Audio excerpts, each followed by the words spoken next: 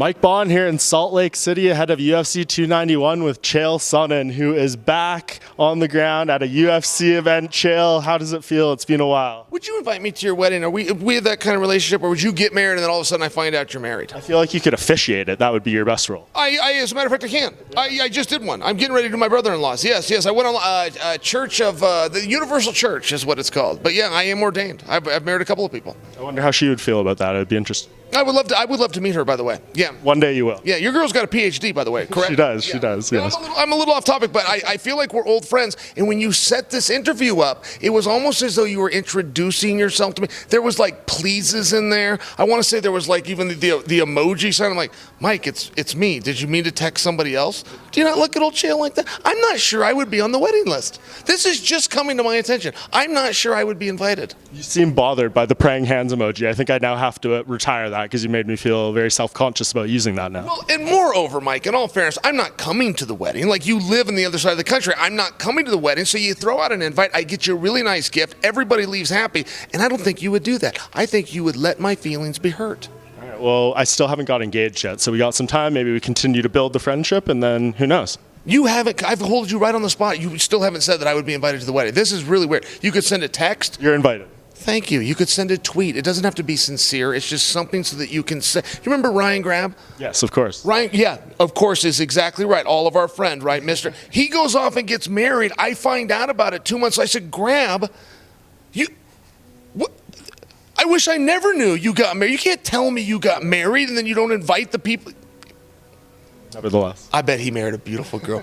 Ryan Grab, I bet he married a beautiful. I haven't met his wife. I bet he married a beautiful girl. Shout out to Ryan Grab, former UFC PR, Bellator matchmaker PR now and everything. Good dude. Oh, he doesn't sleep. Yeah, he's a great dude. He works his butt off. He's very good at what he does. I agree. Anyways, as I said, it's been a long time since you've been on the ground for a UFC show doing ESPN. This isn't what you came to talk to me about? Oh, it's all about, well, you want to talk about fighting, I would suppose. A little bit. So you bring in the genius. You know what? You could have picked a better guy. What is it you would like to know, young man? Oh, there's a lot of things. I guess off the top, just generally speaking, what are your thoughts on the BMF title? Do you think it's too gimmicky? Do you like it? Jon Jones recently made a comment that I have boobs, and I did not appreciate that. I missed that one. Do you feel that I have boobs? Yeah, you look in great shape. Honestly? Yes. Okay, thank you for that. I know I fished for that, but thank you for that.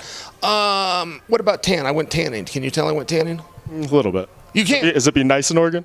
Yeah, it's been nice in Oregon. I mean, I went to the actual tanning, but I had to pay him like $20, which is super embarrassing. Like, guys don't want to do that. But, I'm back. As you said, I'm back. I was trying to get a little bit in shape. I don't want to be the guy with boobs. It's hot here in Salt Lake City. Just go to the pool tomorrow. You should get a nice natural bronze. Not to mention it's beautiful. And the people don't know this. We're in a hotel. As I look just right out this window, I mean, what do you say, 50 yards? That's the venue. Yeah, it's right there. I've never in all my travels been able to stay this close. Even at the Mandalay Bay, I was able to fight at the Mandalay Bay, or even the MGM Grand. I was able to fight at the MGM Grand. But it's such a long walk to Garden Arena, just by example. Like, this is literally the venue.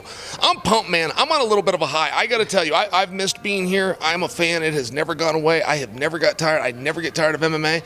And I love this BMF business. I got to tell you, as we talk about Dustin and Justin, one thing about this fight, Mike, you must understand this, and I'm not positive that you do, and I don't mean that in a condescending standpoint, but one secret that fighters have, when we go out there, we know who's going to win every time. And we don't always think it's us. By the way, we know who's going to win 99.9% of the time. The great fights that you've seen, the truly great fights, and you have not seen a total of 10 of these, both guys truly believe that's them.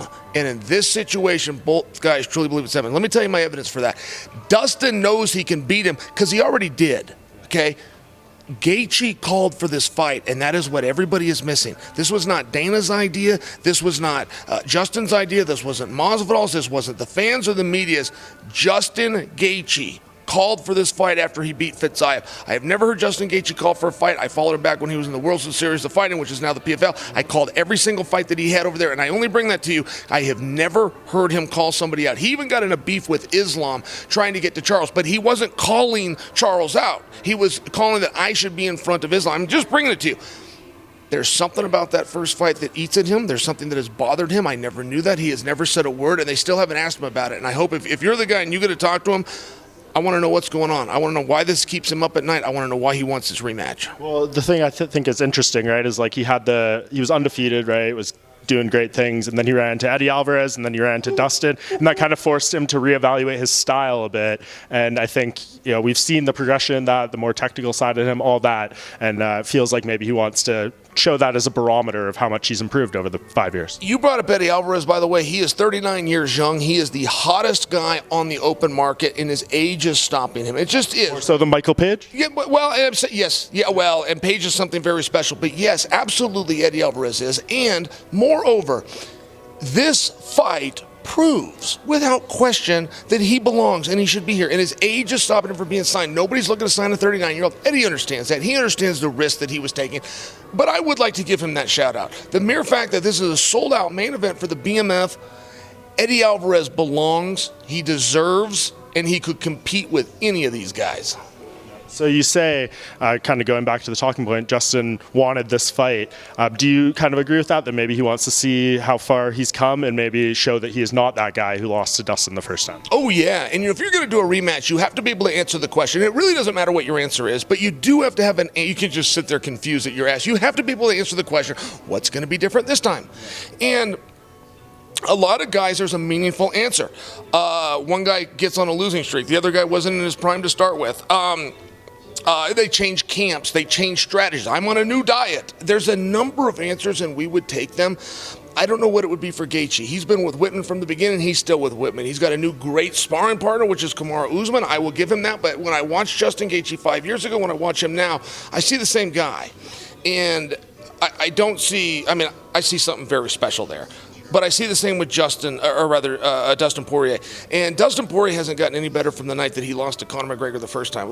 There was nothing physical that changed when he flipped the script on Conor. It went from getting finished to started finishing him. It was mental. He didn't know that he belonged. He was a shy kid from Louisiana. He just, he gets in the front of the big lights and they call him a professional and they put him in the marquee and he just didn't think he belonged.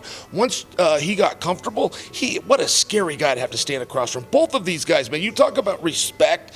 These guys are what I wanted to be. There's a way that I wanted to compete. I worked very hard to do it. But I was aspiring to do what these guys do on a regular basis, man. I can't pay him higher compliments. And Dustin is 3-0 in rematches coming into this fight. He's had a lot of success. He gets asked about it all week, and he's trying to, I think, brush it off a little bit because he doesn't want it to get that success maybe to his head a little. But does that play a factor, knowing that when you go in there the second time with a guy, you've always had success? Yes, it does. That first fight is very meaningful in this regard. When Justin Gaethje went down, he went down out of exhaustion. And that's not the way he's going to tell the story, and I'm sure it's not the way that he wants to remember it. But he threw everything at him that he had, and there was just simply nothing left. And that happened 2.5 rounds into it, off the top of my head. I haven't looked it up, but I think I'm right. I think it was in the third round when this happened.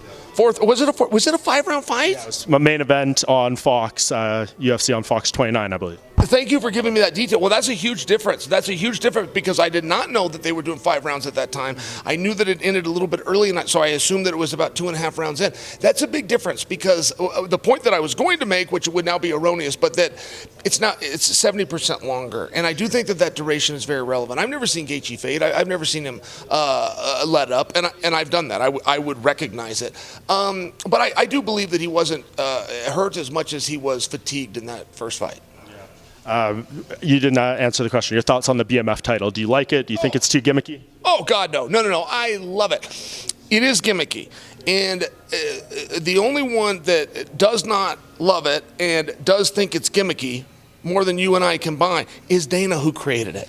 But I think that helps. I remember when Dana did it the first time at Madison Square Garden. He came out, the press loved it, man. We ate this thing up. I thought he had a big marketing problem because I'm going, look, Sports Center, which is owned by the Walt Disney Company, they can't come out and even give an acronym to those words. They're not going to say the BMF. They're not going to feint a word like that, let alone say. They did. Everybody did. Jim Rome did. Le Batard did. You did. I did. We loved it. And I think Dana was kind of looking around going, wow, we had world leaders at that event. We had the King of Hollywood, The Rock at that event. I mean, it was really something special.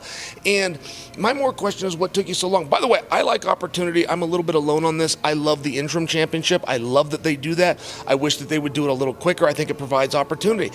I miss the days of the super fight. And I even missed the super fight belt. I thought it was a beautiful belt. Now, that was done back in SEG days. So I don't know that Dana is going to want to turn to that, but I like it. I love to cap an evening off with a belt. Sure I do. No, it's great, and you have Jorge Masvidal coming out today at the press conference. In between them, facing them off, holding the belt. It's cool. It's something different.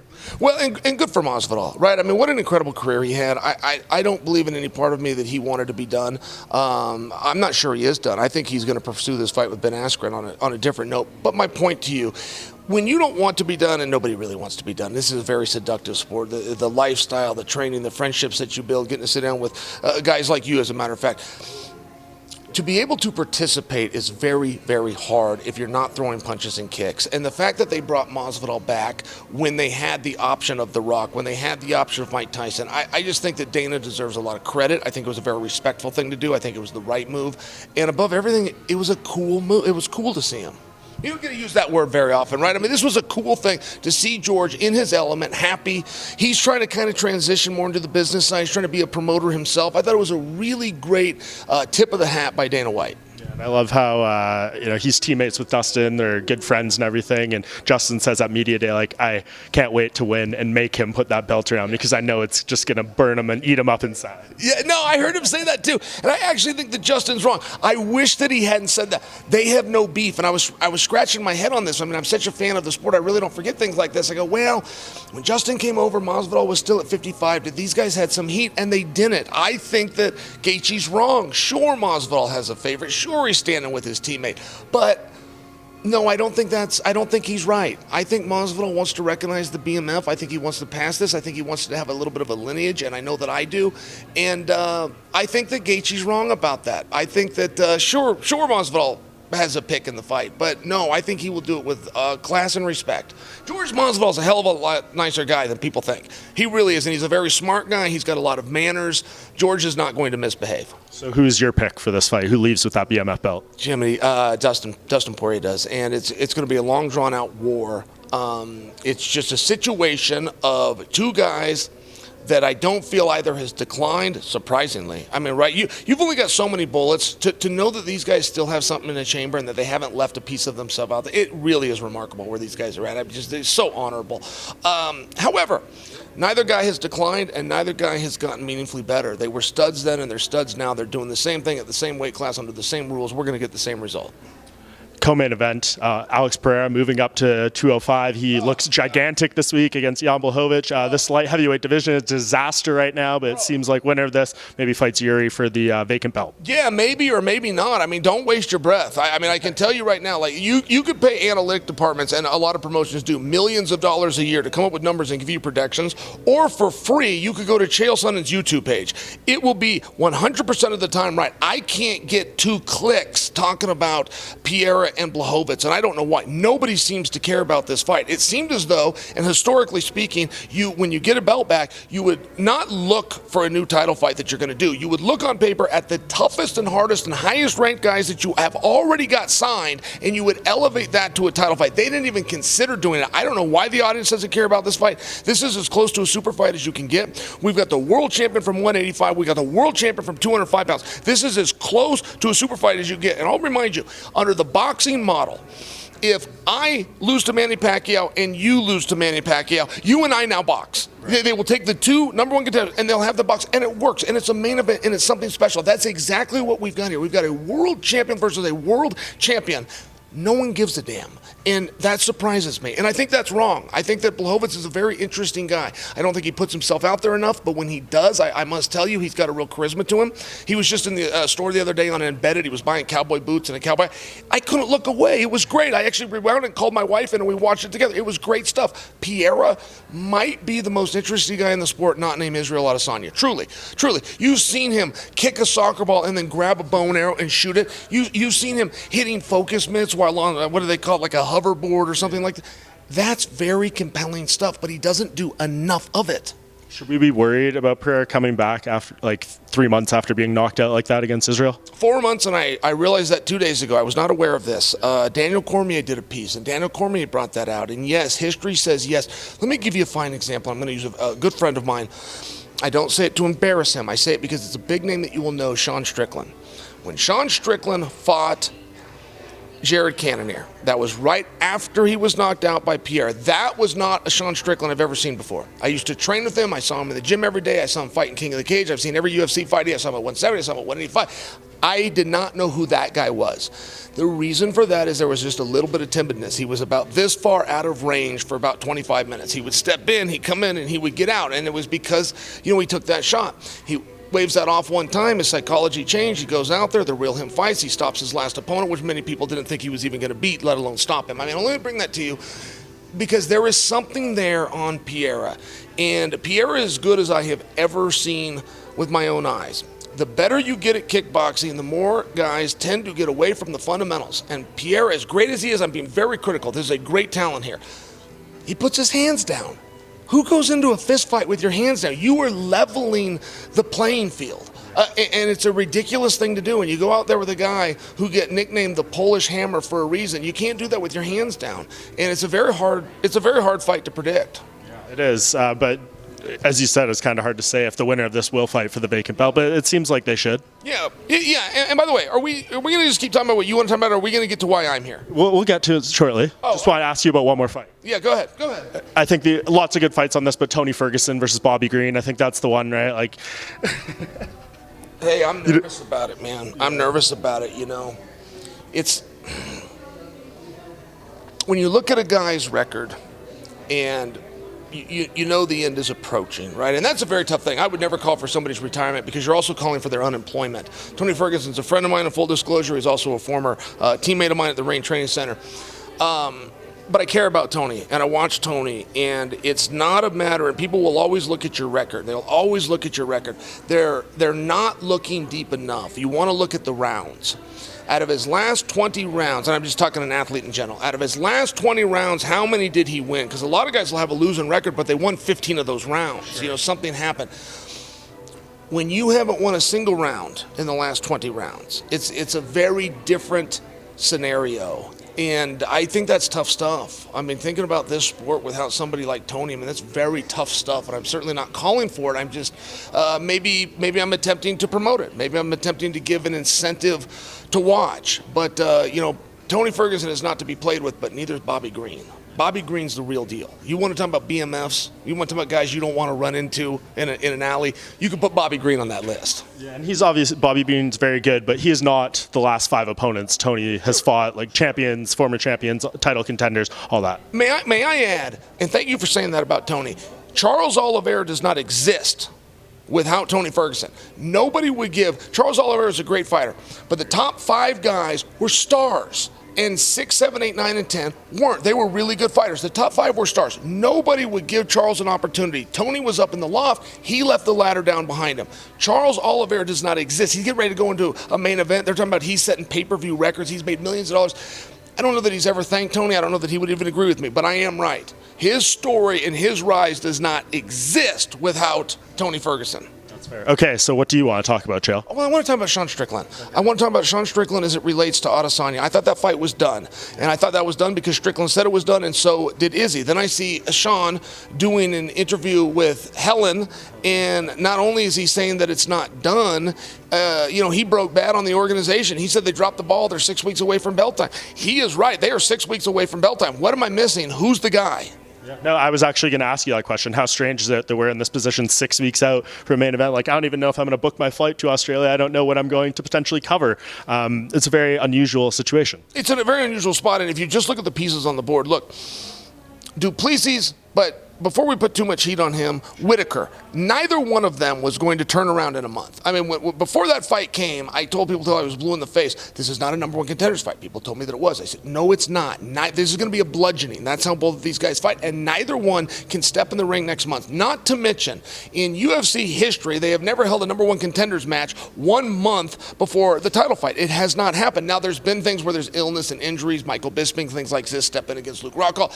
I'm talking about by design. It's never happened. So let's just move that out of the way for a minute. Chimaev is busy with Paulo Costa.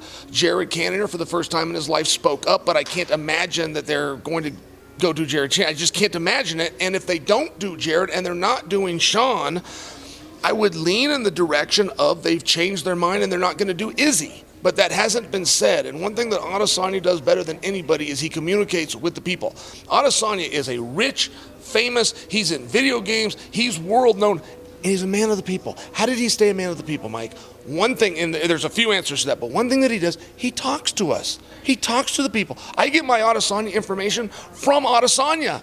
And he's been quiet on this. And I don't know what to make of that, other than I do believe all chips are on the table, including removing him from the card completely. And if they do that, who are they going to put on? It's going to be pretty big. That I can tell you. If Dana's going to move Adesanya, which I'm not telling you he is, I'm saying if he does, he's got a big plan in store. Yeah, there's got to be something, and you see like Ariel Helwani kind of putting out there today on Twitter, being like he wants badly on this card. He wants Sean Strickland, and he's active. He's been there for the UFC every time. Like I don't see the problem with making this fight. No, I don't see it either. And if Izzy, I didn't know that. I've been traveling all day. I just landed and talked to you. So that's news to me that I didn't have when we sat down here. If Izzy is actively pursuing it, I would very much change gears and think that he could get it. Izzy is owed, to the point I believe that you were trying to make. He is owed some favors, for sure. He has done everything they've ever asked for. They asked him to fight Duplessis. He said yes, just by example. They asked him to fight in Australia. He said yes. They asked him to come out to Volk's fight and be there live on a totally different continent. He said yes. He always says yes, and if this is one that he wants, that could change things for Sean. I agree. What else? Hey, that's a hard fight, by the way. I think it's more difficult than most people think. Yeah, that's right. Yeah, that's right. Because Sean will fight. And in front of everything else, what's Sean good? He's good at fighting, right? I mean, he is a very scrappy guy. He believes in himself. You're not going to get him tired. You're not going to get him tired because he doesn't have stress, right? An athlete that deals with stress will then have to deal with fatigue. He doesn't get stressed. He doesn't care. He's a fighter. That's just who he is. I mean, Izzy's going to be the favorite in that. I'm not predicting something crazy for you, but I tell you what, Sean Strickland's the guy. I want to see him get that opportunity. And, Sean got thrown off course. We were talking a moment ago, and it was a very good point by us. We were talking a moment ago that Charles doesn't exist without the opportunity that he gave him, okay? Alex Pereira doesn't exist without the opportunity Sean Strickland gave him. And to act as though we're just going to write off Sean Strickland from title contention, because he took a shot that could have put a mule down, that's not fair. It's not fair at all. Sean just went out. He proved himself in main event status. He's proved himself repeatedly in main event status. He's the guy. Let's get him the fight. Agreed. What else gets you excited or we want to talk about right now? Well, I like a lot of things that are going on. I was thrilled to see Tom Aspinall back.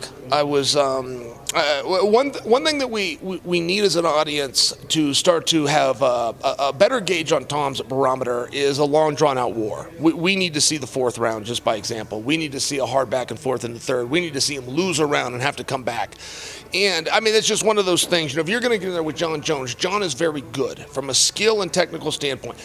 Jon is gritty as hell. He is a competitor and he's tough. And he doesn't get credit for that because it's not seen. What you see is the reach. You see the spin. You see the elbow. You see these different variations. And he just comes across as such a beautiful technician. But when the going gets tough, he's there. And if you're going to compare a guy and you're going to tell me that he's going to bring down Jon, there is a toughness factor that we need to see. And I don't say that to be critical of Tom. I say it to compliment Tom. He's getting guys out of there so fast, he's not having to dig deep.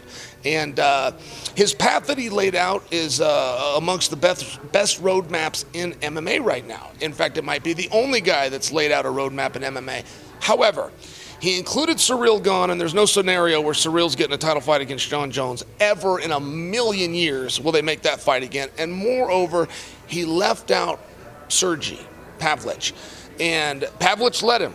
Pavlich sat there with a mouthful of nothing like he always does, and it was a wrong move. It was a bad move. He should have spoke up instantly. He didn't, so they might be able to work right around him, but that was a confusing part. I don't want to call it a miss. It was a great interview. It was a great performance by Tom. I will just bring that to you because I watch his career closely. I'm a big believer in Tom, and I want to do what I can do to assist him. And leaving Sergey out of that upper echelon surprised me. Did you see Michael Bisping say that he thinks Jon Jones doesn't hold a candle to Tom Aspinall and he would do the same thing to Jones as he did Tybura? Getting a compliment from Michael Bisping is a very difficult thing to do. I'm friends with Michael Bisping, and I've never gotten a compliment from him, not even in private. So, yeah, that was very high praise. The other side of that is Bisping is extremely loyal to fellow British fighters. I mean, take that with the grain of salt that you want. That was the highest praise Michael's ever given. Michael has never given himself, and he's in the Hall of Fame. He has never given himself a compliment like he gave to Tom. And if he truly sees that, I would like to know where. Because I also see something special from Tom. But that was such praise that I thought perhaps Bisping's been in the practice room. And if he has been, I would love to hear about that, because what I was just telling you about grit and conditioning, you could see that in the practice room. And if a guy's so good, he gets you out of there fast, but he's prepared, he's ready for 25 hard minutes, I would love to know that. Do you think Jon Jones would stick around to fight him if he beats Stipe, or do you think if he wins that, he's going to be done? Oh, no. John's a prize fighter, and he doesn't have enough money to retire. I don't say that to be he does not have enough money to retire. So, no, there's no question. The whole retirement angle is terrible, by the way. All you do is alienate fans. You do one of two things, right? You're not going to retire, but if your career comes to an end, me as a fan, mine doesn't, so I'm going to transfer my energy to somebody else. So then if you say you're coming back and I've already bought this guy's jerseys, I'm rolling with this guy. So now you're out. And moreover, when you do the great big, I'm back, now you're a liar. And it's a weird thing to do. It's not great marketing. I know the laws of supply and demand, and he's just trying to elevate those. Make sure you see my next fight. I get the whole thing. That's never worked. There's not a fight that you could point to. George St. Pierre sold more tickets than anybody. He knew he was never going to fight again after Bisping. He didn't tell anybody until the fight was over. Brock Lesnar knew he was never going to come back. He never said, "This is my retirement fight." I mean, just for example, there was no playbook to copy when Jon did that. And I'll give you some inside scoop, is they didn't know they were going to get Stipe, and Jon Jones was asked, will you fight Sergey Pavlovich? He was asked this behind the scenes, and he said yes. Jon Jones is not scared of anybody. I mean, I don't love Jon Jones, but I will tell the story the way it happened, and to make believe that Jon Jones is scared to fight somebody is false. It's a big compliment. Last thing I wanted to ask you, because I was asked to ask you this question. It's a big compliment, and it hurt. It pained me to say that. He said I had boobs. I'm over here defending him, and he said I have boobs. You're back. You're here. You're here to give us the real talk, Chael. Those are pecs, John. How excited are you to work with Anthony Smith on Saturday and Friday? Oh, come on. I love working with Anthony Smith. Anthony's here. Dean Thomas is here. They got a great crew. John Anik will be up there. But, yes, Anthony Smith specifically, man, I'll do anything with Anthony Smith. I'll go have lunch with Anthony Smith right now if he called me. We don't need to go into everything you've been through the past 16 months, but was there ever a doubt that you might not be back here doing these shows and in the spot? Well, it's hard. You know, I drive a fancy pickup truck. They think I'm a rapper. They pull me over. They shake me down. It's just things that I have to deal with. And more of that for 16 months. It's probably not going to be over. The world's not a fair place. But the strong survive, and there's nobody stronger than Chael P. They stood me up. They sat me down. They hired me. They fired me. I'm still the toughest son-of-a-bitch in the business. Appreciate the time, Chael. It's so great to see you. You're the man. Thanks. They were really going to get... Come on. There was only 9 of them. Those aren't very good numbers. I mean, they were outmatched from Jump Street. You thought they were going to get one over on Chael P. Come on. You don't mean that. Not today. Come on. Not any day. Thank you, Chael.